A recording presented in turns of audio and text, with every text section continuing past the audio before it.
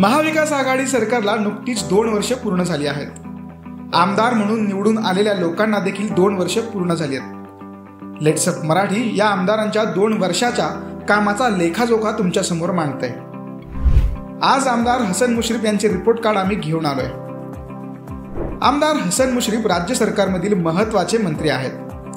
अशा वेळी त्यांनी गेल्या 2 वर्षात आमदार म्हणून आपल्या मतदारसंघात नक्की काय काय काम केलं हेच त्यांच्याच मतदारांकडून जाणून घेऊयात. गेल्या 2 वर्षात मुश्रीफ साहेबांनी प्रचंड प्रमाणात निधी या कागलमध्ये खेचून आणलेला आहे. ते राज्याचे ग्रामविकास मंत्री म्हणून सुद्धा काम करत आहेत.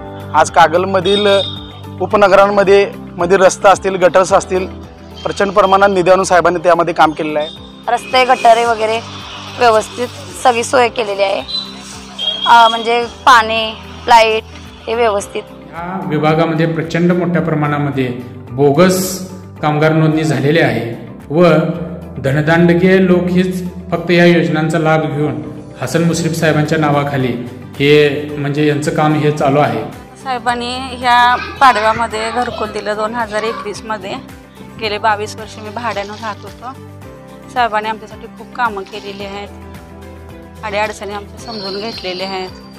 3 वर्ष झाले माझे श्रावण बाळाची पेन्शन 2च वेळा मला तिथं आली. नाही तिथं आमच्या गावात येत होती, सांगावात. माझ्या सांगावात 2 वेळा बँकेत आली. त्यापासून माझे 3 वर्ष बंदच झाली.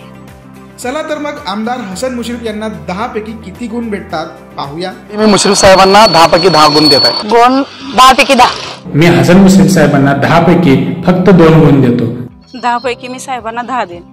10 पैकी 5 गुण. कागलच्या मतदारांनी प्रातिनिधिक स्वरूपात बोलून त्यांच्या प्रतिक्रिया दिल्या. मतदारांनी आमदारांच्या रिपोर्ट कार्डवर दिलेल्या मार्कांची सरासरी होते 7.4 गुण.